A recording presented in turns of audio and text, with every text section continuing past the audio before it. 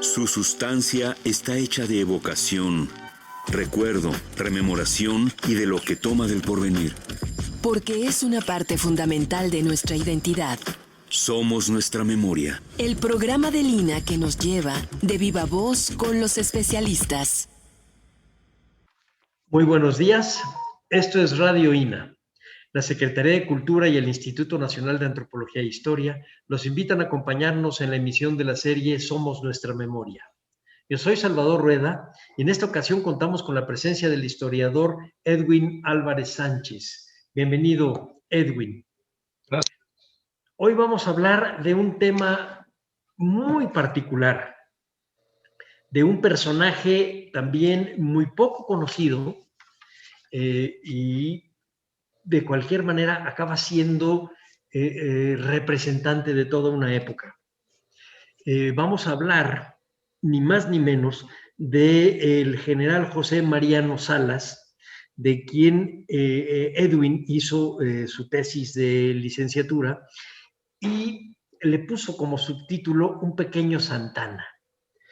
Leyendo a Edwin, me acordé de algunas de las cosas que hemos dicho en este programa, que los personajes de segunda fila son los verdaderos motores de la historia. Y a la entrada de su tesis, Edwin dice, bueno, se trata de un personaje tan de segunda fila que nadie ha hecho una buena biografía, ni siquiera una biografía mediana. Yo me encontré errores metiéndome a la biografía de Salas en el Google y lo ponen como originario de Jiquilpan, lo cual quiere decir que lo están confundiendo con Anastasio Bustamante, cuando en realidad él nació en la Ciudad de México. Pero lo interesante es esto, que se trata de un militar mexicano de la primera mitad del siglo XIX, un hombre que condensa la confusión política que existió en ese debate enorme del que hablaba Edmundo Gorman, que está entre ser monárquico y ser republicano. Vamos a platicar de esto. Edwin, empecemos con quién fue este personaje, el general José Mariano Salas. Bueno, pues él fue un militar, se inició en las armas durante la Guerra de Independencia como cadete y fue ascendiendo, participó después en el movimiento Trigarante, ya para entonces era oficial, y en los años siguientes ascendió hasta general de división, fue 2 veces presidente de la República y miembro de la regencia imperial durante el Segundo Imperio. Entonces, es un personaje que desempeña cargos importantes, aunque de manera efímera, y que va a estar muy vinculado con Antonio López de Santa Anna y Gabriel Valencia. Bueno, a ver, Antonio López de Santana, creemos saber mucho de él, ahorita nos vas a explicar algunas otras cosas más.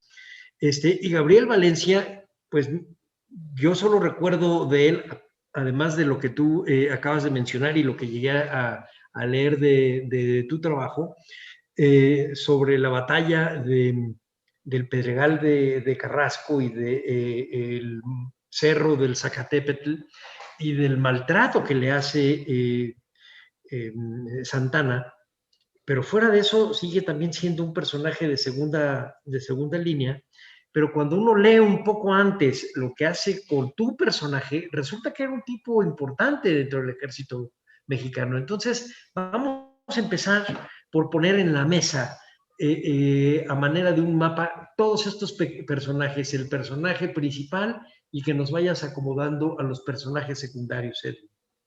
Vamos a empezar con el plan de Iguala. Bueno, para cuando Iturbide lanza o proclama el plan de Iguala, pues la mayor parte de las fuerzas realistas, virreinales mejor dicho, pues ya están decididas a emancipar a la Nueva España. Ya no están de acuerdo en mantener el lazo con la metrópoli, por estas cuestiones de los cambios políticos que hay allá, ¿no? La Constitución de Cádiz y demás. Y Salas, pues es un joven oficial, es teniente, y él se encuentra en el área de Veracruz, justo en Puente de Rey, que hoy se llama Puente Nacional. Y él, cuando escucha acerca del plan de Iguala, decide proclamar allí su adhesión. Y va a tocarle, dado que está en esa zona de Veracruz, estar después subordinado a José Joaquín de Herrera, que va a ser el principal caudillo trigarante en esa zona. Y pues va a tener algún vínculo con Santa Anna, que también va a estar allí en esa zona. Pero allí todavía no se conocen personalmente de manera muy evidente. Después de este proceso, a Salas lo van a ir enviando a distintas zonas del país en los años subsecuentes para llevar a cabo labores de pacificación, ¿no? Cuando tienen que enfrentar alguna rebelión de parte de alguna facción. Pero lo interesante es que desde esa época muy temprana, él va a empezar a meterse en dificultades con sus superiores. Él va a enfrentar en 3 ocasiones diferentes procesos judiciales o penales, digamos, dentro del ejército.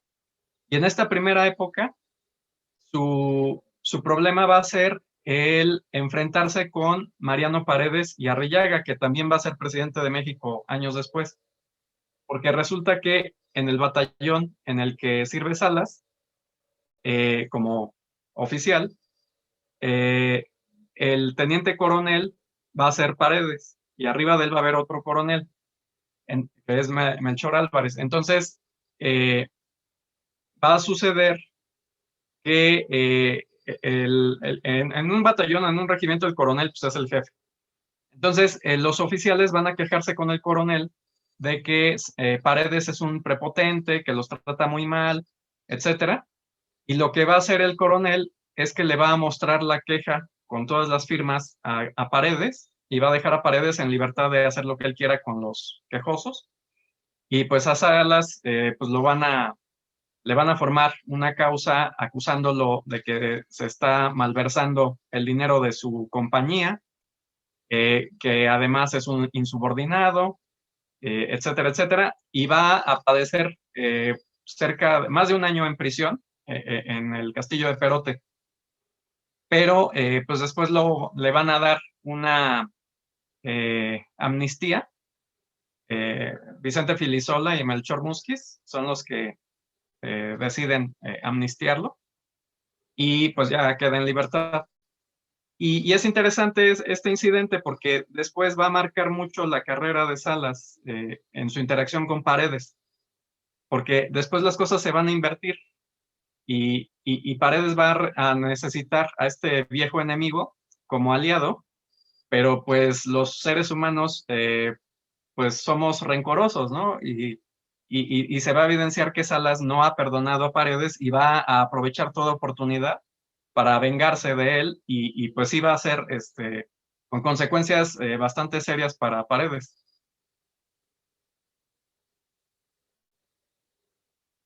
¿Cuáles serían los otros 2 procesos judiciales, Edwin? Bueno, más adelante, Salas ya asciende capitán y en el batallón en el que sirve, él es de infantería, él pertenece al arma de infantería, va a efectuar cosas muy extrañas porque va a poner a sus soldados a confeccionar uniformes. En lugar de que usen ellos los uniformes, los va a vender y se va a quedar con el dinero. Y, o sea, los trata como mano de obra esclava, ¿no? Y además, sí va a tomar el dinero de la caja que tiene a su cuidado. Y pues el problema va a ser cuando a él le digan que va a tener el mando de otro batallón.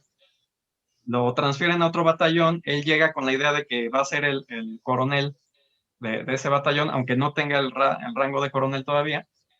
pero cuando llega le dicen que no, que él no es el jefe, que ellos no han recibido ninguna instrucción de que él va a dirigirlos, y va a tener ahí problemas con otro personaje que es José María Jarero, y él Jarero es el que está al mando del batallón, y no se va a querer ir y ser sustituido por Salas. Entonces va a admitir a Salas en el batallón, pero no como jefe, sino como agregado, y después, por las rencillas que van a tener, lo va a acusar de varios delitos y va a averiguar qué hizo en su batallón anterior, y es cuando le van a formar causa por estos actos pues de corrupción. Y más adelante, bueno, de ahí va a salir más o menos librado después de un largo proceso, porque Jarero también tiene muchas cosas de las cuales rendir cuentas. Entonces Salas va a averiguar eso, lo va a acusar también, y entonces cuando ven que los dos están en la cuerda floja, pues como que se van a calmar las cosas. Pero después, cuando ya Salas es coronel, ya cerca de la guerra de Texas, también otra vez, ahora sí va a tener un batallón bajo su mando, pero pues otra vez lo van a acusar de andar malversando dinero, y en esta ocasión con el que va a tener problemas va a ser con Ignacio Mora, que yo en mi tesis cometo un error. Yo en la tesis digo que es Ignacio Mora y Villamil, y no, es su papá, Ignacio Mora Navarro. Son dos generales, papá e hijo, y son diferentes porque Mora y Villamil va a ser amigo de Salas, mientras que el papá, que es Mora Navarro, va a ser su enemigo. Y Mora Navarro va como inspector general del ejército, va a enterarse de los actos de Salas y va a querer perseguirlo. Y le va a formar una causa, y va a estar allí decidido a que lo castiguen. Pero Salas lo que va a hacer para librarse en esa ocasión es aprovechar de la amistad que para entonces ahora sí ya tiene con Gabriel Valencia y Santa Anna, y entonces va a conseguir que Santa Anna intervenga, como en el 39 cuando es presidente interino, bueno, más bien presidente sustituto, va a intervenir y ahí en el archivo de la Sedena está el papelito, es bien curioso, es una hojita pequeñita, y está, es la letra autógrafa de Santana, y simplemente dice, actúese en conformidad con la solicitud del coronel Salas. Es un mensajito dirigido a Tornel, que es el secretario de guerra, y básicamente lo que está diciendo es, resuélvanle las cosas al coronel Salas y ya déjenlo en paz. Y entonces, pues sí, viene el regaño contra Mora Navarro. Le dicen ya, dejen paz al coronel, es amigo del presidente, y pues ya suspendan todo lo que están haciendo. Entonces, esa es la última vez que él va a tener ese tipo de dificultades. De ahí en adelante ya va a poder llevar a cabo sus cosas sin que nadie lo moleste, porque además ya va a ascender a general, y ya como general pues ya no se van a meter tan fácilmente con él. Entonces, esos son los momentos en los que él enfrenta cuestiones de corrupción. Eso, digamos, como miembro del ejército. Sin embargo, en todo el contexto hay un ambiente absolutamente enrarecido y confuso políticamente. Es decir, una de las pues digamos, de las características de Salas es que no le puedes pintar un perfil definido. A otros generales sí claramente son federalistas o son centralistas o son monarquistas. En el caso de José Mariano Salas, pues es todo. Acaba perfectamente bien el apodo que le pones del pequeño Santana, porque es un tipo oportunista. Es decir, lo mismo en los años 20 y 30 está con los republicanos centralistas, pero también había estado con Iturbide, después está muy cerca de Bustamante, después está pues peleado con Paredes Arrillaga, pero al mismo tiempo está cercano a los liberales o al proyecto liberal, y después se voltea y se vuelve totalmente, primero conservador centralista y después conservador monarquista. Acaba siendo realmente un torbellino. Y en medio de esto están estas acusaciones de corrupción, pero en lo grande están la separación de Yucatán, la guerra de Texas, la guerra de los Estados Unidos. ¿Cómo poder desenredar todos estos nudos para hacer una biografía que sea comprensible para un mexicano común y corriente? Porque una de las características que tenemos de esa primera mitad del siglo XIX es que no se entiende nada. Entonces agarramos la bandera de no, pues es que era Santana, lo calificas del traidor Santana, etc. Pero la realidad es que era una gran confusión, un debate político muy apasionado y muy violento. ¿Cómo lo puedes desenredar, Edwin? Bueno, en el caso de Salas, yo lo que encuentro es que primero en él se cumple un patrón que observé en otros generales del periodo, que es que mientras son oficiales y jefes, rara vez se rebelan o participan en movimientos políticos, sino que cifran su expectativa de ascenso en la lealtad al gobierno. Pero una vez que llegan al rango de generales, ahora sí empiezan a meterse en cuestiones políticas. Okay. Algunos lo hacen con convicción y otros sin ella. En el caso de Salas, Salas lo hace sin convicción. En efecto, Salas es una persona que no tiene ideología. De hecho, a mí me parece como un personaje bastante inculto. No tiene mayores luces intelectuales, ni le interesa adquirirlas. Y él lo que está buscando, pues, es la forma de medrar, ¿no? Si desde que era oficial está viendo cómo sacar dinero de forma ilegal, ya como general, pues lo que quiere es cargos desde los cuales él poder ejercer autoridad, pero también recibir dinero. Y al principio va a encontrar esta posibilidad siendo apadrinado por Gabriel Valencia, pero después cuando Valencia pierde la batalla contra Paredes y Santa Anna por el poder, porque durante una época esos tres van a estar luchando por ver quién logra el poder, Valencia va a salir por las cuerdas, en realidad solo Paredes y Santa Anna van a obtener la presidencia. Salas, al ver esto, va a terminar por estar más cerca de Santa Anna. Pero, en efecto, así como Santa Anna se alía con distintos grupos políticos para obtener la realización de sus ambiciones, Salas también. Entonces, por ejemplo, cuando Salas está con Santa Anna del 42 en adelante, pues están con el centralismo, el centralismo de las bases orgánicas. Después, en el derrocamiento de Santa Anna, viene el gobierno de Herrera. Ahí Salas va a estar alejado de la política porque pues pertenece al bando derrotado.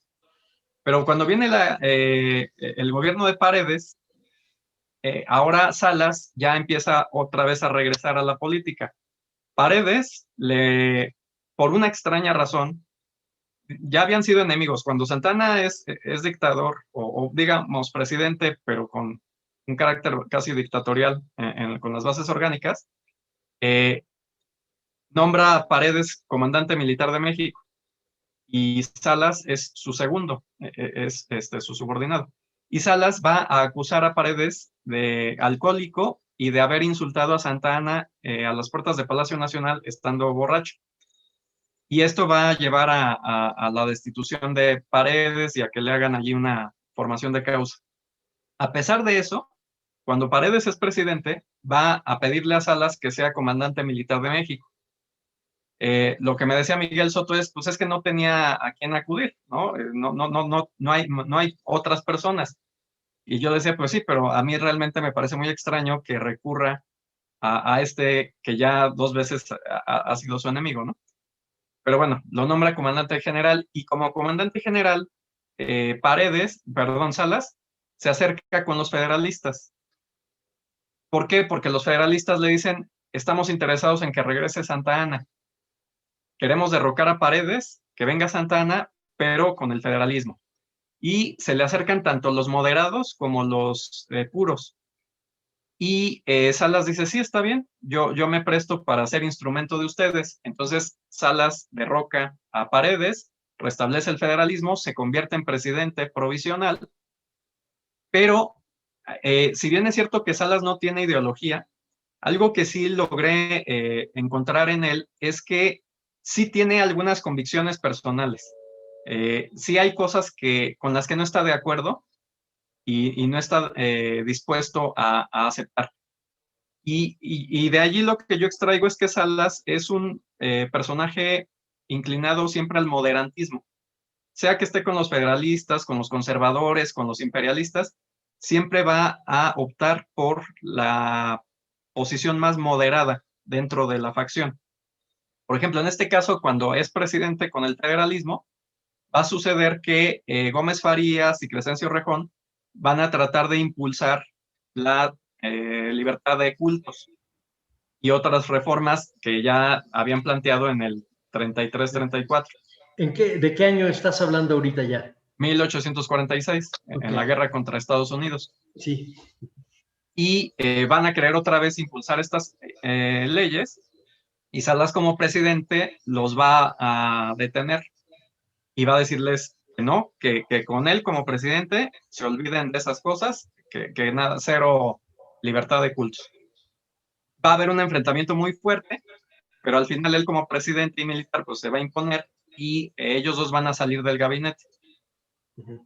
Santa Anna se va a enojar porque pues el gran aliado que lo está llamando del exilio pues es Gómez Farías. Entonces, y va a ser el vicepresidente cuando Santa Anna tome poder en diciembre de 46. Pero no obstante tiene que dejar que Salas haga lo que quiera porque pues es el instrumento militar para su regreso. Y ya cuando Salas deja la presidencia, pues ahora sí, Santa Anna le deja la vicepresidencia a Gómez Farías, restablecen la Constitución de 24 con reformas, etcétera, ¿no? Y a Salas pues le va a tocar pues estar en las cuestiones bélicas. Es decir, lo manda al frente. Así es. Que es otra táctica política, Edwin, es decir, te deshaces de tu no es tu enemigo, pero digamos de un hermano molesto, y lo mandas al frente, lo haces, le das una tarea difícil, con poco recurso y lejos, en una guerra que todavía no sabían qué era lo que iba a pasar. No sabían si efectivamente iba a ser lo que después pasó, o iba a ser simplemente una guerra de frontera con encuentros como los que habían tenido desde los años 36, es decir, cuando la guerra de Texas. Entonces era una táctica que usaba mucho Santa Anna. Lo mismo, y eso me hace pensar en las tres acusaciones judiciales de las que me hablas, de que a veces no se trataba de que se quedaran ellos con el dinero, sino que era una manera de ir financiando a las tropas que tienes bajo tu mando, porque la vida económica de México en esa época era muy difícil y los ejércitos no recibían financiamiento a tiempo, ni siquiera para los bastimentos. Entonces tenían que sacar de otros lados, y es una costumbre que, si no estoy mal, alguna vez leí en el diario de Bustamante, que usó mucho Iturbide. No sé si lo estaba diciendo un poco para acusarlo o no, pero tenían ellos que manejar un poco en los márgenes de la legalidad cierto tipo de mercancías y de creación de mercancías, porque si no, no tenían con qué subsistir. Estamos hablando de un México que a partir de la guerra de independencia se vuelve realmente un mare magnum. En la época en que nace tanto Paredes como Santa Anna y como Salas, está todavía este orden virreinal que inauguraron los Borbones de Carlos III con los Gálvez, el ejército con sus ordenanzas, etcétera, y de repente, a partir de la guerra, lo que tienes es muchos grupos con sus propios caudillos, y entonces entiendes por qué hay un Santana, que puede amarrar a todos porque el prestigio que él tiene como militar y como comandante le permite ser presidente y salirse de los problemas del presidente dejándoselos al vicepresidente. Por eso puede estar regresando. Aprendió muy bien que no tiene que hacer lo que hizo Iturbide, que es pelearse con la gente y enfrentarlo, porque no duras más que unos meses. Entonces, lo que estamos viendo es un comportamiento de un ejército lleno de privilegios, pero sin dinero. A veces con ideología, pero a veces no. Ahorita en la segunda parte de la entrevista vamos a tocar un tema que me gustó mucho, que tú pones en tu tesis, que es lo que pensaba Maximiliano de Salas. Pero para este periodo de la guerra con los americanos, creo que lo que ellos buscan es ver cómo sobrevivir, digámoslo llanamente. No es un ejército profesional, no es un ejército con una logística y con un detal que les permite una administración que sostenga y que pueda reemplazar, nada de eso. Es decir, los mandas a la aventura, que es una suerte de exilio. Santana estaba exiliando a Salas y estaba haciendo a un lado a Paredes, que también era una lata. Y a Herrera, que lo tiene a un lado porque finalmente 20 años antes todos ellos entraron con los trigarantes de Iturbide a la Ciudad de México y consumaron la independencia. Esa es la parte que tenemos que tener en mente. Todos estos personajes son los que consuman la independencia. Así es, así es. Y después debaten si quieren ser una república, si quieren ser muchas repúblicas como Centroamérica, o si quieren ser una monarquía con un gobernante europeo, como finalmente es lo que se deciden. ¿Cómo le haces tú para armar una biografía con tan difíciles fragmentos para armar? Bueno, en este caso voy siguiendo la trayectoria militar y política de este personaje en concreto, y pues me valgo de lo que es la documentación que existe en su único expediente, ¿no? Que como militar pues tiene su expediente ahí en la Sedena, y esos documentos, bueno, esos archivos son muy diversos, porque de algunos militares apenas hay 5 hojitas, 5 documentos y no hay más, ¿no? De otros, como de Salas, en cambio, pues hay varios tomos de documentos. Entonces, encuentra uno muchas cosas que hablan incluso de aspectos personales. Entonces, pues a través de eso, uno puede irse dando la idea de cómo es este personaje, de qué aspiraciones tiene, qué es lo que busca. Porque, por ejemplo, algo que predomina mucho en la documentación de este hombre es la solicitud siempre de ascensos. A diferencia de lo que ocurre ahora, ¿no? En un ejército pues ya bien establecido como el nuestro, donde pues los militares son sometidos a exámenes cada cierto tiempo, y si los aprueban ascienden, si no, no, y si después de cierto tiempo no ascienden, pues los retiran cuando cumplen la edad de acuerdo al rango que tienen. En esta otra época pues no es así, ¿no? Todos estos señores que se consideran con ciertos méritos, pues suplican y piden y exigen que les asciendan de grado, y a veces no les hacen caso, ¿no? O a veces sí. Y en el caso de Salas, pues es siempre muy insistente y siempre los chantajea diciendo, es que yo he servido a mi patria y he ofrendado mi vida, y si ustedes no me van a premiar con un ascenso, pues ya mejor me doy de baja y ya para qué sigo en el ejército y no sé qué. Y pues eventualmente le dan su ascenso, ¿no? Entonces, es un personaje que sí está viendo en la carrera de las armas un medio de posicionamiento social y económico, Por ejemplo, esto que usted comentaba es cierto. El ejército no tiene dinero y un ejército en campaña tiene que ver de dónde adquiere recursos para su sostenimiento. Lo interesante de Salas es que él no está quitándole recursos a la población para financiar a sus tropas. Él está quitándole el dinero a sus tropas para financiarse a sí mismo, ¿no? Como individuo, ¿no? Y es un personaje muy peculiar, porque además, por ejemplo, algo que también encuentro allá en esos documentos es que cada vez que ellos se iban a campaña, si ellos tenían esposa e hijos, estaban obligados a que les dividieran el sueldo. Una parte era para la familia, otra para ellos. Por ejemplo, si a Salas lo mandaban a Sonora a combatir, pues la esposa en la Ciudad de México tenía que recibir una parte. Pero el señor siempre se olvidaba de hacer el trámite. No sé si de verdad era olvido o lo hacía a propósito. Y entonces él recibía la paga completa allá donde estaba y la esposa aquí en la Ciudad de México tenía que pedirle al gobierno que le descontaran a él la mitad porque la había dejado desamparada. Y pues ya, el gobierno decía, no, pues sí, hay que descontarle la mitad. Entonces, pues es un personaje muy peculiar, es un pillo, en muchos sentidos, es todo un pillo el señor.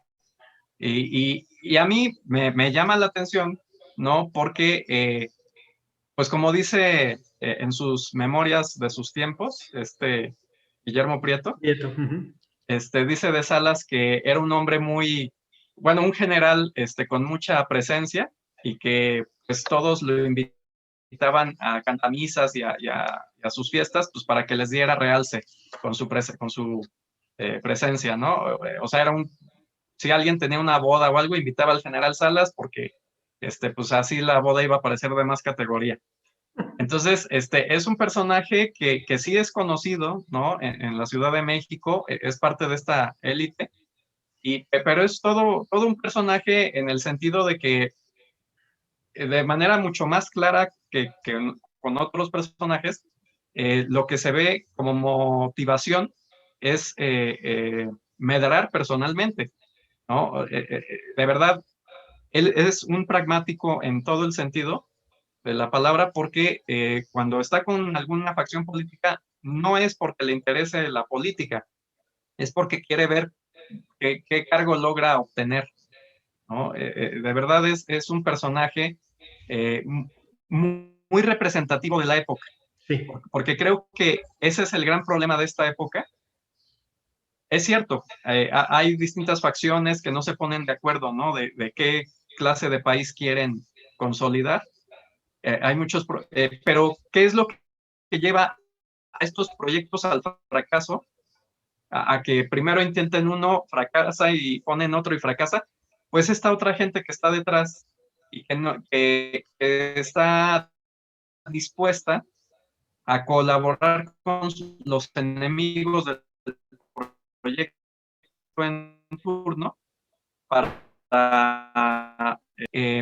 suficientes personas dispuestas en este primer periodo a sostener un proyecto a toda costa, porque pues están pensando en términos muy egoístas, muy personales, hasta que viene la siguiente parte, ¿no? Justo hay un rompimiento generacional cuando llega la década de 1850 y gente más joven que sí tiene un compromiso real con su ideología, esto pues a la guerra civil, que es la guerra de reforma, y luego la intervención francesa, y es esta gente muy comprometida, ya sean liberales o conservadores, que estos sí están dispuestos a defender a todo trance su proyecto, a diferencia de los anteriores, que venían desde la época de Iturbide, y que son bastante, no sé qué término usar, pero no tienen este compromiso. Bueno, no son, exactamente, no son comprometidos. Antes de que lleguemos a este cambio generacional, estamos llegando a la mitad del programa y permíteme hacer a nuestro auditorio que estamos platicando con el historiador Edwin Álvarez Sánchez sobre el general José Mariano Salas, el pequeño Iturbide, como él, perdón, el pequeño Santana, como él lo que estamos descubriendo es que finalmente hay una mentalidad, hay una cultura, una subcultura derivada de los últimos años de la guerra de independencia y que permea a una muy buena parte del ejército que se va a hacer, el ejército mexicano en los años 20 para adelante, en donde esta cultura lo que hace es que la geografía es un espacio para depredar y las instituciones finalmente no son más que unas herramientas para ir sobreviviendo, son caudillos, pequeños caudillos que viven o de las prebendas del ejército o de la depredación en alguna región, y muy pocos son los que realmente están buscando el debate y llevar adelante un debate ideológico para ver qué clase de república o qué clase de monarquía quieren para México. Está del periodo de Santana una verdadera revoltura. Y viene ahora entonces el cambio generacional, vienen estos nuevos militares. Pensemos, por ejemplo, que, por ejemplo, Filisola muere en 1850 de la cólera, y con él van muriendo muchos de los militares que se adhirieron al plan de Iguala, y empieza a haber un recambio generacional después también de la gran sangría que le causa al ejército mexicano la intervención americana. Es decir, empiezas a tener un tipo de militar interesado en la política, interesado en México, porque pasó la guerra con los Estados Unidos y nace la idea del patriotismo, pero también empiezan a dejar a un lado esta idea de que México es simplemente un país desordenado, que no hay nada. No importa, lo que vale es tu palabra y tu alianza totalmente coyuntural. Y entonces tienes una persona como esta que pasa de ser un monarquista a un republicano federalista, después a un republicano centralista, después a un conservador y luego a un liberal apoyando a Gómez Farías, y después de ahí se brinca a exactamente lo contrario hasta llegar a ser un defensor de la monarquía. Y entonces entra esta imagen que tú nos acabas de pintar de un Salas que es más un maniquí, un tipo que sirve un poco para darle prestigio a ciertos grupos sociales en ciertos eventos sociales de la Ciudad de México, y que así es como se cuela al grupo de monarquistas y a la regencia que da entrada a Maximiliano. Pero Maximiliano tiene una opinión particular de él. Platícanos de esta, porque tú lo propones ahí en tu tesis. Pues es peculiar. Por un lado está el libro secreto de Maximiliano, ¿no? Que no se sabe si realmente lo escribió él o no. Y allí hay un párrafo dedicado a Salas que la verdad está muy bien informado. Los datos que da ese párrafo son muy ciertos. Es un resumen bastante bien hecho de la carrera de Salas y de su carácter moral, porque justo se habla de que como oficial fue objeto de causas judiciales. Se menciona que era muy valiente, que era un soldado muy valiente. También se menciona que políticamente estuvo con muchos bandos, pero al final el tono que queda es de que pues, es un viejo resabio, ¿no? de este México que se quiere superar, y no parece muy optimista el autor de este párrafo respecto al papel de este personaje. Por otra parte, en la correspondencia entre Maximiliano y Carlota, que publicó Conrad Ratz, aparece mencionado de vez en cuando este señor Salas, y pues se ve que lo siguen reteniendo, igual que a Nepomuceno Almonte, porque pues de alguna manera colabora con ellos, ¿no? Y eso nos regresa al moderantismo del que yo hablaba, porque cuando ellos son regentes imperiales, pues tienen como corregentes al arzobispo Labastida, al obispo Ormaechea, y ellos, los obispos, están convencidos de que el imperio viene a dar marcha atrás a la guerra, a toda la reforma liberal, ¿no? Y están creidísimos porque además, pues estos dos generales apoyaron al bando conservador. Pero cuando llega el mariscal Foguet y les dice, no, pues Francia, la Francia que yo represento de Napoleón III, está comprometida con el liberalismo y las leyes de reforma se quedan en vigor y ustedes, iglesia, pues tienen que guardar silencio al respecto. Salas y Almonte dicen, sí, lo que digan los franceses, pues eso se hace. Y viene una ruptura, ¿no? Labastida y Ormaechea excomulgan a Almonte y a Salas porque pues, se sienten traicionados, ¿no? En esta causa conservadora. Y Almonte y Salas, con toda la tranquilidad del mundo, dicen pues, que nos excomulguen. Nosotros estamos con el proyecto francés y la monarquía que se va a establecer, pues sabemos que va a ser constitucional y liberal. Y sí, está bien que adelante las leyes de reforma, ¿no? Y cuando llega Maximiliano, queda decepcionado de Almonte, porque Almonte tenía un papel muy destacado y ve que Almonte no ha hecho nada importante como regente, pero a Salas lo ven como un viejito útil, que todavía les puede ayudar en cosas tal vez sociales o de protocolo. Carlota sobre todo alude a él para cuestiones ceremoniales en la correspondencia. Indica que Salas le resulta bastante útil para organizar ciertos eventos ahí en el Palacio Nacional, ¿no? En ese momento Palacio Imperial, porque sí sabe de cosas, de protocolo y estas cosas que les importaban a ellos, ¿no? Y lo contrasta con Velázquez de León, que es un coronel, ingeniero militar de la Sociedad de Geografía y Estadística, que está muy metido también ahí en el gobierno imperial, pero a Carlota le cae muy mal el señor y considera que es un inútil para estas cuestiones ceremoniales y hasta le pone un apodo, ¿no? Dice, pues bien, porque al parecer tenía una muletilla Velázquez de León, para todos decía, pues bien, pues bien, hombre, pues bien, hombre.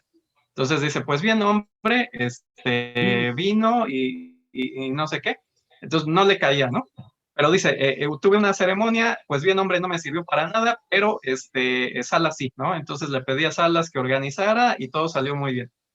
Entonces, es interesante cómo aún en estos momentos finales de su carrera, cuando ya casi tiene 70 años de edad, pues sigue siendo esta figura que socialmente es digna, ¿no? de reconocimiento.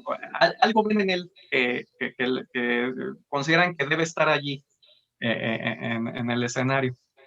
Y pues sí, es una posición ambivalente la de Maximiliano y Carlota respecto de Salas. Y lo que yo también encontré es que al final él ya, a partir de 1865, queda ya fuera del escenario por cuestiones de salud. Él ya cae muy enfermo y Maximiliano lo convoca varias veces al Palacio Imperial y él ya no puede acudir porque está muy mal de salud.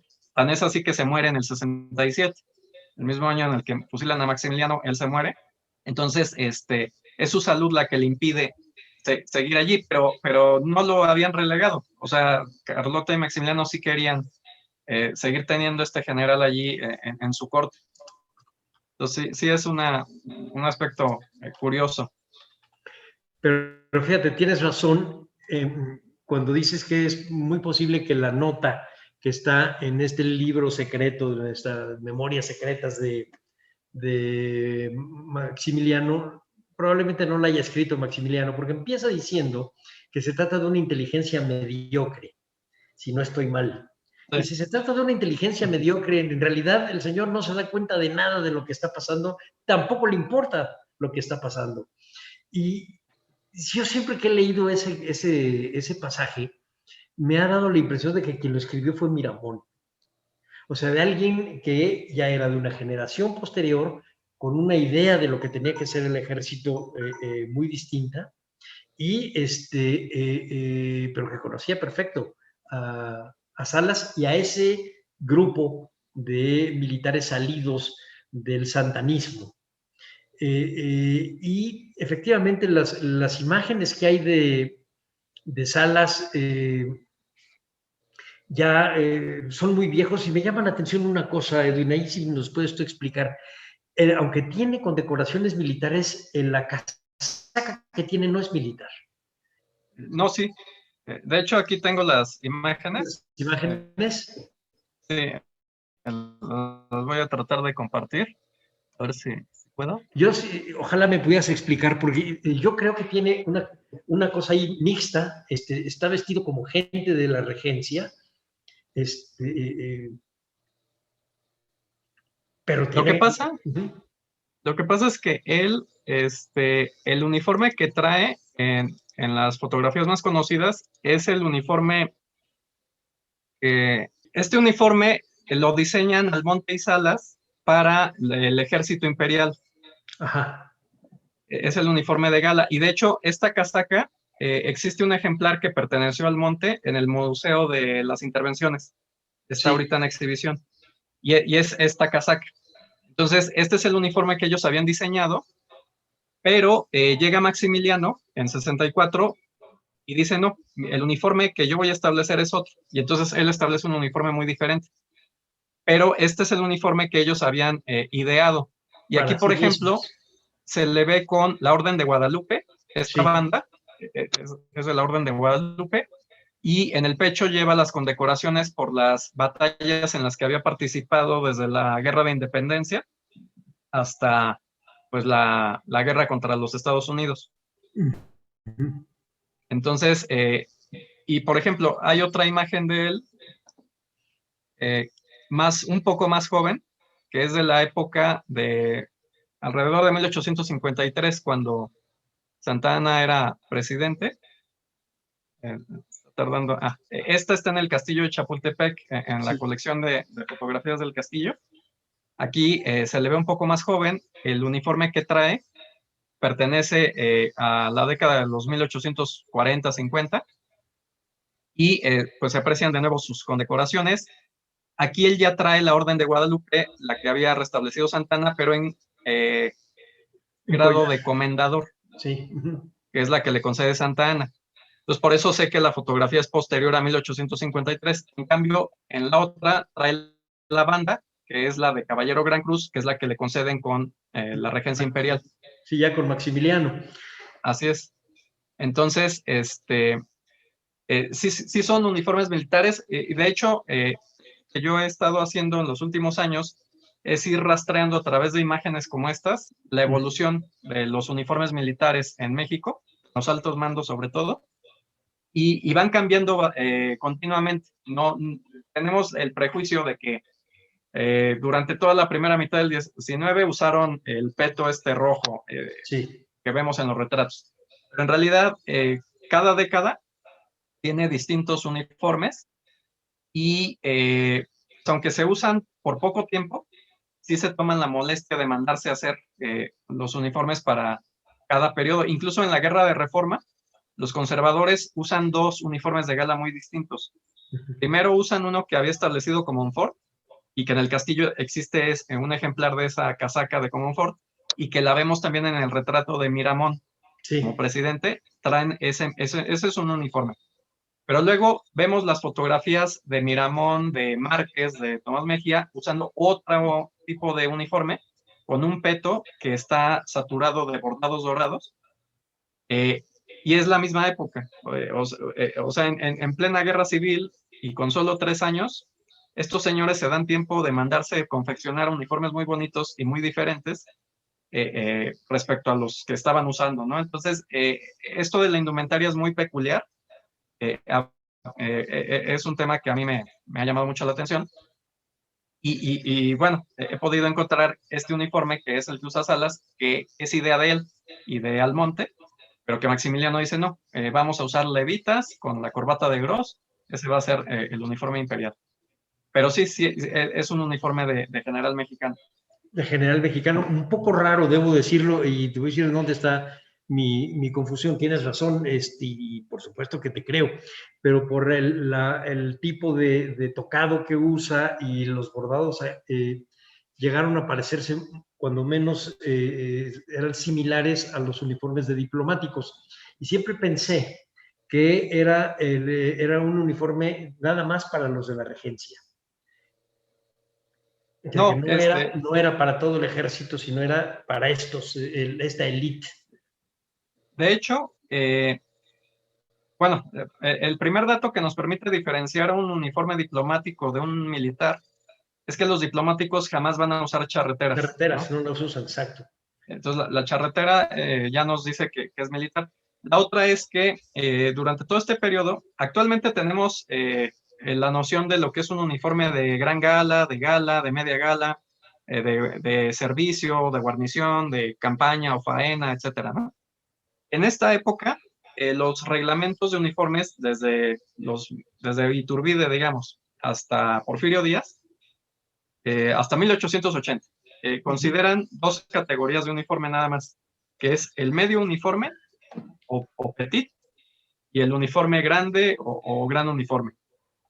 Entonces entiende que el gran uniforme es el de gala y el medio uniforme o petit es el de campaña, ¿no? El de uso diario.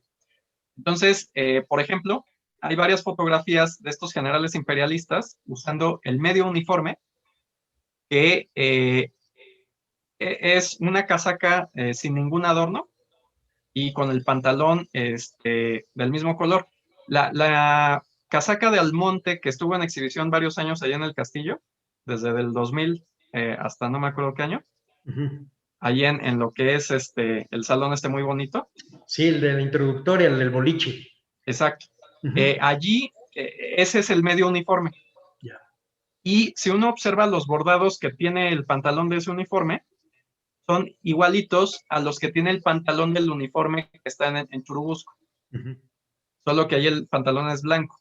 Entonces, en el caso de Almonte, su pantalón era blanco, la casaca azul oscuro, mientras que Salas en su fotografía luce el pantalón y la casaca del mismo color. Sí, las oscuras. Y muy interesante porque efectivamente Salas se preocupa mucho de sí mismo. Estar, pues en las fotografías, cuida en dónde está el sillón, dónde está la cortina, la postura del bastón, la banda, es decir, se cuida perfectamente y él sabe que es una suerte de figurín. Es decir, que ya se vuelve no un hombre de campaña, sino una persona de corte. Ahora tiene mala suerte, él muere, hasta donde yo recuerdo, muy poquitos meses después del fusilamiento de Maximiliano, que muere en septiembre, si no estoy mal, del 67. Es decir, está regresando Juárez a la Ciudad de México, están armando la restauración de la República cuando él muere, ni siquiera es tomado en cuenta. Muere en diciembre. En diciembre. Y de hecho, como dice Miguel Soto, no es cierto que Salas ni fu ni fa. Sí se acuerdan de él. Sí se acuerdan de él porque Juárez decreta. Juárez es muy interesante lo que hace en este periodo porque mientras que es bastante implacable en la guerra de reforma, ya después cuando vencen al imperio, como que ya es más ecuánime y ya dice, bueno, a estos los fusilamos, a estos los perdonamos, a estos los exiliamos y a estos los desterramos dentro del propio país, ¿no? Entonces a Salas, yo creo por viejito, le llega la instrucción del gobierno republicano de que lo van a desterrar fuera de la Ciudad de México. Es decir, no lo van a enviar al extranjero, sino que su castigo va a ser no poder vivir en la Ciudad de México. Y él en ese momento está residiendo en la Villa de Guadalupe. Allí es donde él tenía su casa, al final. y se muere. O sea, llega la notificación de que lo van a desterrar de la Ciudad de México y se muere y pues ya no lo destierran. Sí, cierto, muere en la Nochebuena, ¿verdad? Del 67, ahorita me estoy acordando, es verdad. Y le ha de haber dado, bueno, no sé si ni fu ni fa, como diría Miguel Soto, pero el patatús sí le dio, porque después de ser tan importante y ese figurín acaba siendo mandado al bote de la basura. Y yo pienso que le recordó dos cosas. La primera, lo que hizo Santana cuando lo manda al norte, al frente y lejos de la vida política. Y la segunda, el exilio de Santana. Es decir, a donde lo que no quieren es ya tener recuerdo de ellos. Y a lo mejor para gente como esta, que en los años 20 fueron los consumadores de la independencia, fueron los armadores de las repúblicas o de las monarquías, como quiera que haya sido, de repente acabar en el basurero de la historia no debe ser fácil. Se dan cuenta que están en el basurero de la historia. Hasta que llega una gente como tú y los rescata de unos cuantos documentos, porque también recuerdo que tú por ahí apuntabas que no tiene escritos, por ejemplo, no hay correspondencia de Salas con otras personas para saber qué está pensando. Todos sus escritos son como muy oficiales, son partes, son solicitudes, etcétera, muy oficiales. Sí. No hay manera de hacer un buen perfil de un personaje como este que a lo mejor no tiene perfil. Así es. De hecho, mi tesis de doctorado pues fue sobre otro personaje que sí es bastante diferente, ¿no? Pedro García Conde, donde encuentro el mismo patrón, ¿no? Cuando es jefe y oficial, es leal al gobierno, llega general y ya se empieza a meter en política. Pero a diferencia de Salas, García Conde sí tiene una posición política mucho más clara. Al principio parece que es centralista, pero termina por relacionarse con el federalismo moderado y va a militar activamente allí. A diferencia de Salas, que pues está medrando a la sombra de Valencia y de Santa Anna, García Conde va a ser enemigo declarado de Santa Anna. García Conde sí va a dejar muchos más testimonios de su forma de pensar. Por ejemplo, hay una carta que le escribe a Anastasio Bustamante en 1841 para explicarle por qué se va a unir al movimiento en su contra y en contra de la Constitución de las 7 leyes. Y es interesante porque en toda su trayectoria García Conde había sido muy leal a Bustamante. Entonces, a nivel personal, le era leal y entonces se siente obligado a decirle por qué es que lo va a traicionar, ¿no? Y entonces le dirige una carta donde le explica que no es algo personal, que tiene que ver con que piensa que las 7 leyes son retrógradas y que pues, el país tiene que ir hacia adelante y que para él lo que es ir hacia adelante pues, es el federalismo estadounidense. Entonces, pues le hace su explicación. Entonces, sí son muy diferentes, ¿no? Y claro, García Conde pues es un científico militar, ¿no? Es un ingeniero militar muy metido en cuestiones de cartografía y de otro tipo de actividades bueno, es mucho más intelectuales. Es un linaje, hay García Condes desde el siglo XVIII, son ingenieros militares, fundan el colegio militar, es de un García Conde, etcétera. Es decir, hay un orgullo de familia ahí. Sí. Cosa que Salas no tenía. Salas es producto de decía yo hace un ratito, es una subcultura de la independencia de México. Es decir, ya es un país que no tiene gobierno y entonces, pues, sálvese quien pueda. Así es. Justamente Pedro García Conde es sobrino de Diego García Conde, que es el que hace el plano de la Ciudad de México y que funda el Colegio Militar. Y de hecho se casa con la hija de Diego, o sea, se casa con su prima. Eran una familia ahí muy endogámica. Salas, en cambio, es un personaje hasta de origen misterioso. Cuando yo hice la tesis no sabía a ciencia cierta de dónde venía, porque a diferencia de con otros generales, en su caso no venían partidas de bautismo en su expediente.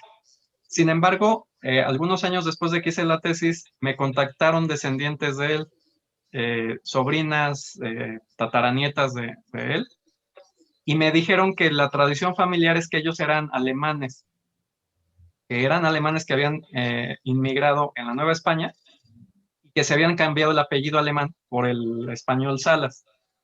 Y a mí me hizo mucho sentido porque si uno amplía estas imágenes de Salas, verá que los ojos de él eran azules. Digo, están en blanco y negro las fotografías, pero se alcanza a ver que el iris es clarito, lo cual indica que era de ojos azules el señor. Y de hecho, también por eso es que se arrugó tanto, ¿no? La gente de tez blanca se arruga mucho más que la gente de tez morena. Entonces, sí me hizo sentido que este Salas fuera de origen caucásico. Además, la sobrina esta me mostró una foto de su abuelo, el abuelo de ella que venía siendo sobrino de Salas, y es Salas, pero vestido de traje, ¿no? Igual cabezón, con poco cabello, con su bigotito,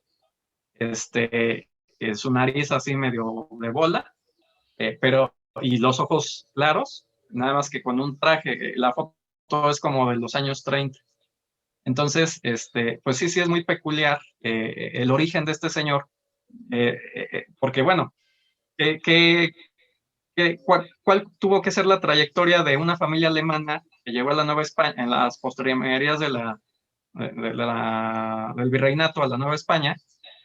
Porque, bueno, tenían que cumplir ciertos requisitos para que los dejaran entrar, ¿no? Tenían que ser católicos, no podían ser de estos reinos protestantes enemigos de los Borbón, pues qué profesión habrían ejercido, ¿no?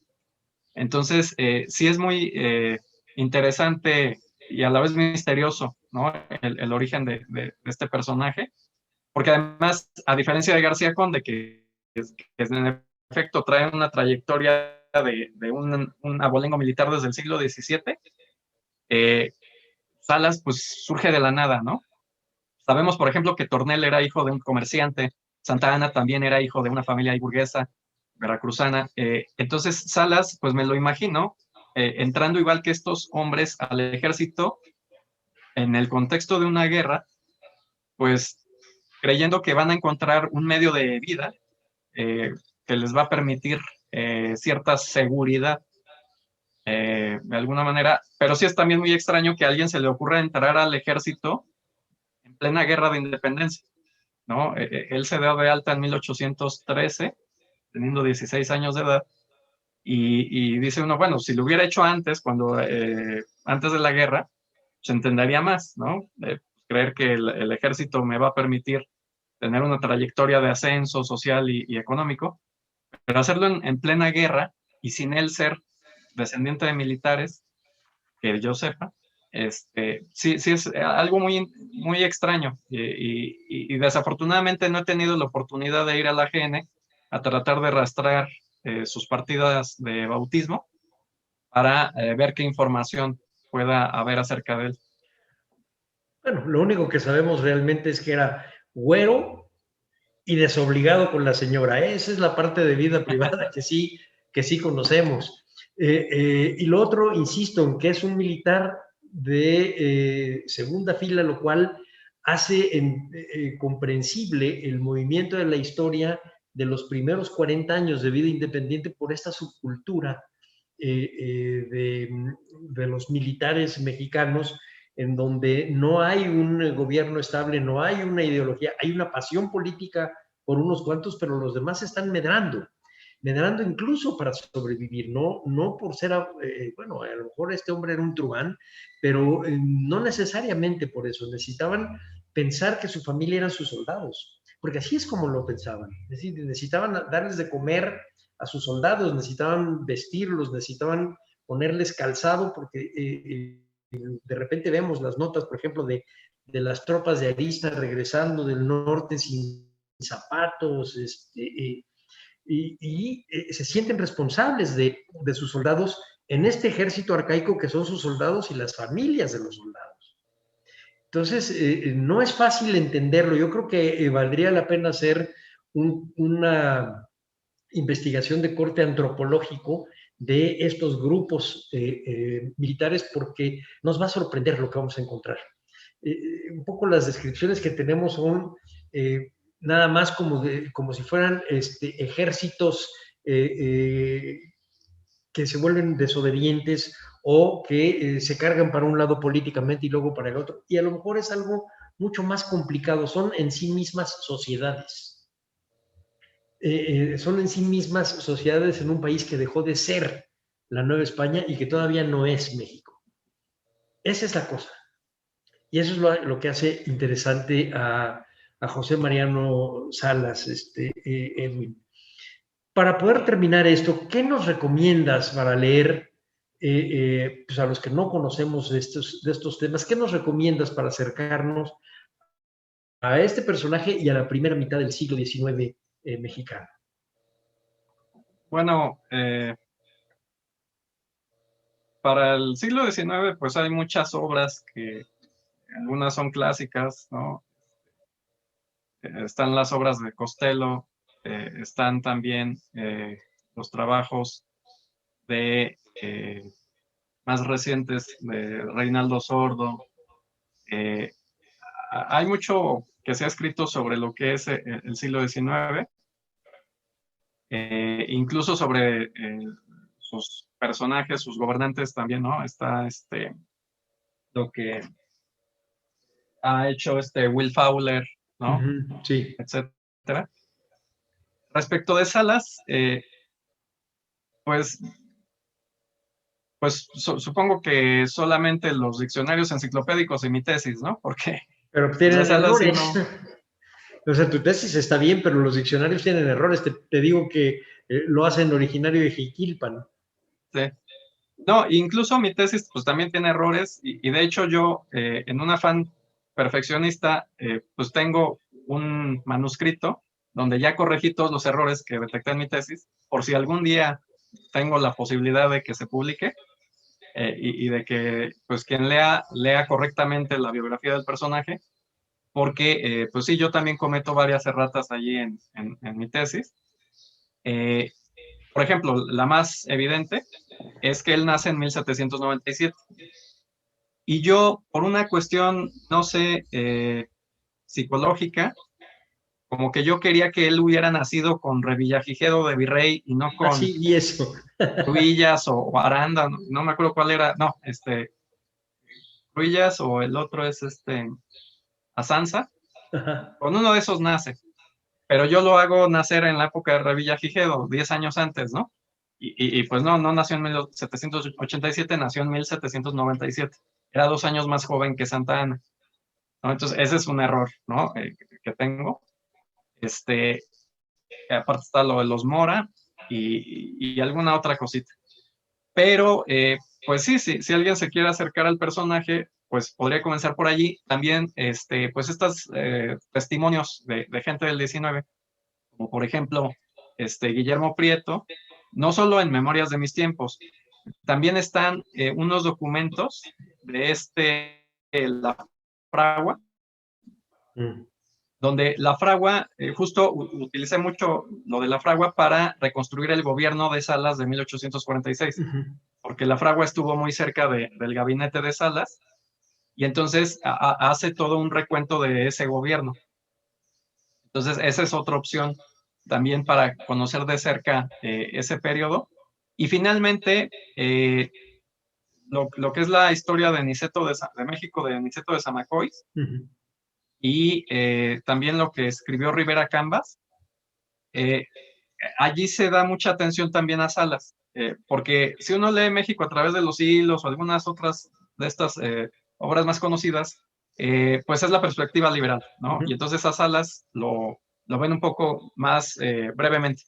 Pero si quiere uno conocer con más profundidad lo que hizo Salas en la Guerra de Reforma, en la intervención francesa, etcétera, pues Rivera Cambas y Niceto de Zamacois son mucho más útiles. Pero bueno, y hay una parte que es interesante también. Yo me acuerdo haber leído algo en Guillermo Prieto, que es la participación en la guerra con los Estados Unidos, que es una participación un poco como la de Santana, un poco equívoca, tomando decisiones raras, no por cobardía, sino por incompetencia, como decían los americanos de él. Pues de hecho, algo que hago en mi tesis, y eso sí es un acierto, es contrastar la perspectiva de Guillermo Prieto con la de Manuel Balbontín respecto a la batalla de Padierna. Sí. ¿No? Porque ambos están presentes, pero Manuel Balbontín pues, es un militar del ejército permanente, Guillermo Prieto pues, es un periodista que anda ahí metido en la Guardia Nacional, y la perspectiva es muy distinta porque Balbontín nos describe con pelos y señales las razones por las que Gabriel Valencia, en su ambición, se le insubordina a Santa Anna, presenta una batalla que no debía de haber presentado, y después le pide a Santa Anna que lo rescate, y allí le falta profesionalismo a Santa Anna porque Winfield Scott, por ejemplo, cuando le hicieron lo mismo, pues él sí fue en auxilio de su subordinado, mientras que Santa Anna no. Santa Anna abandona Valencia a su suerte, entonces vemos ahí un contraste de profesionalismo. Pero cuando vemos el recuento que hace Guillermo Prieto es totalmente parcial en favor de Valencia, ¿no? Sí. Dice, no, el general Valencia era lo mejor, era un gran personaje, y ese maldito de Santa Anna lo abandona a su suerte y ya íbamos a ganar. Y no solo dice eso, dice, y además lo castiga injustamente cruzándole la cara con un fuete, ¿te acuerdas? No, ese es Aterrés. Ah, Terrés, sí. Ese es Aterrés en la Ciudadela. Y acá en San Ángel hizo una cosa parecida con Valencia. Hizo una cosa que no era, que lo deshonraba.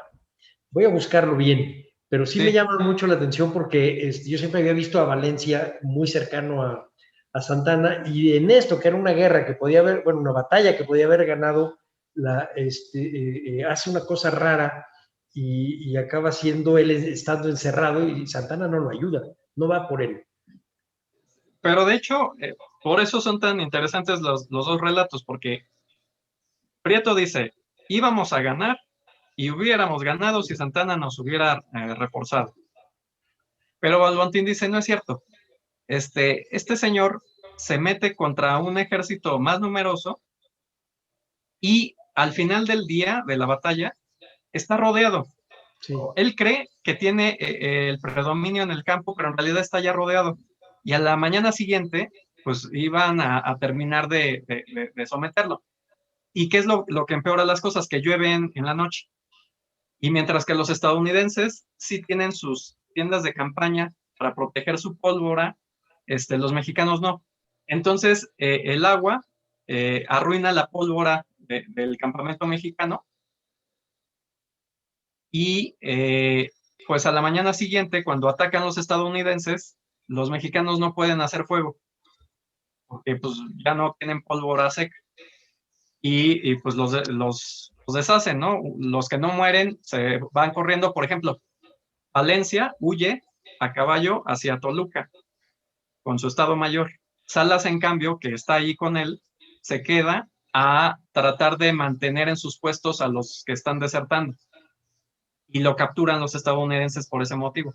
Entonces vemos también hay un contraste entre uno que se queda a que lo capturen y el otro que huye por su vida huyendo a Toluca, ¿no?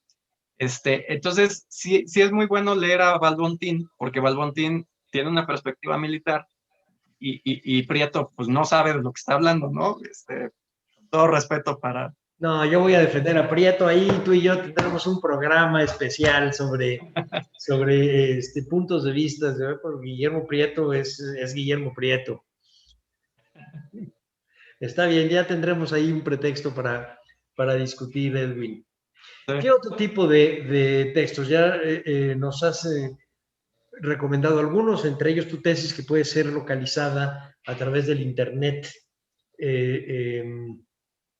y puede ser leída como yo lo hice. Es accesible, se deja leer muy bien, independientemente de los errores que tú dices que son, pues peccata minuta, el grueso de la tesis, el perfil de un personaje tan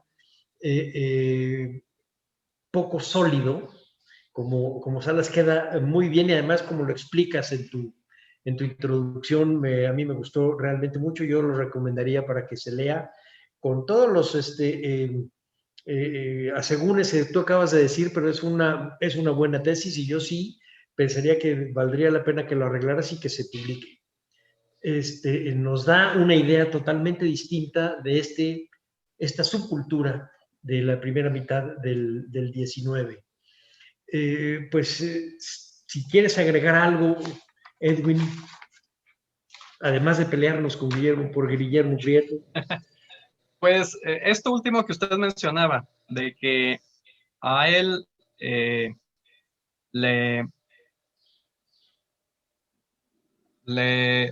lo tiran en el basurero. Quien realmente padece eso por eso estoy mostrando aquí la fotografía. Esta es su esposa. También esta imagen está en el castillo de Chapultepec, es de la colección del castillo. Josefa Cardeña.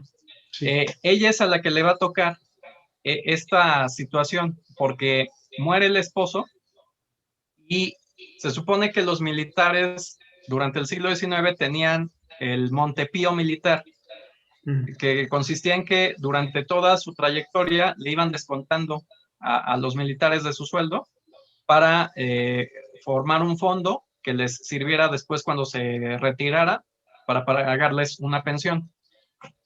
Y claro, cuando el militar se moría, pues la pensión quedaba para la viuda. La cosa es que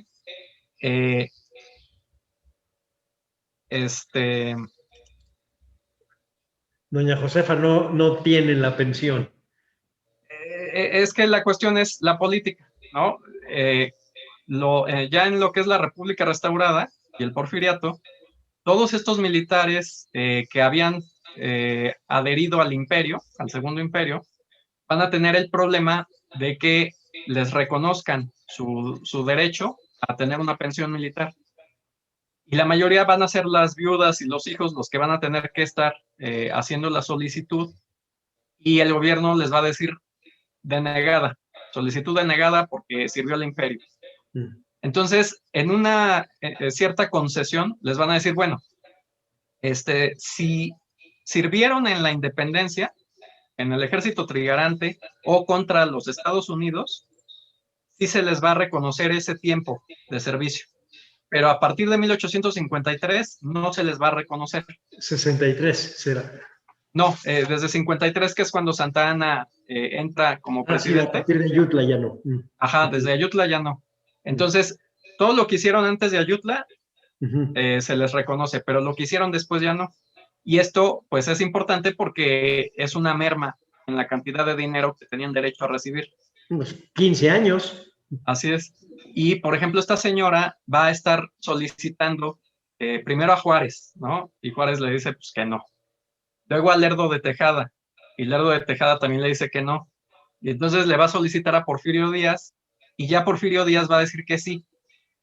Pero, pues ya no sé, ya la documentación no muestra en qué año se muere la señora, entonces quién sabe si pudo disfrutar de ese dinero. Por ejemplo, José María García Conde, primo de Pedro e hijo de Diego García Conde, va a estar en la misma situación. Él fue liberal, pero estuvo en el golpe de Estado de Comonfort. Después va a estar en la guerra de reforma con el bando liberal, pero con poca aceptación por parte de Juárez. Luego viene el Segundo Imperio y va a ser de estos señores que van a pedirle una pensión al imperio, ¿no? Lo van a reconocer para que les dé su pensión de retiro. Fusilan a Maximiliano y entonces les quitan todo. Y José María García Conde va a estar solicitando, pues, que le den su pensión, y 2 días después de que él se muere, el Congreso de la Unión dice sí, que le paguen su pensión, pero ya se había muerto 2 días antes, ¿no? Entonces, son estas historias que viven estos personajes de que les va muy mal después del 67. Bueno, como a todos los que le apuestan mal a la política. A Guillermo Prieto, no, para seguir con esa política, con esa polémica. Pues Edwin, no me queda más que agradecer la participación tuya en este programa sobre un personaje tan oscuro y que nos has abierto un panorama pues muy poco conocido de la vida militar mexicana a partir de el plan de Iguala hasta el final del imperio. Nos gana el tiempo, así que no me queda más que decirle a nuestro auditorio que a nombre de Radio INA damos por terminada esta emisión que fue posible por la generosa participación del doctor Edwin Álvarez Sánchez. Gracias a nuestros escuchas por su atención. Les sugerimos consultar más de nuestra producción a través de www.radio.ina.gov.mx. En la realización, la Dirección de Medios de Comunicación a través de la Subdirección de Radio INA con Gabriela Marentes al frente. En la producción y grabación, Evanibaldo Morales. En la edición, Rubén Martínez. En el apoyo, Marta Hernández, Paula Bedoy y Jerónimo Cuevas. Yo soy Salvador Rueda. Hasta la próxima.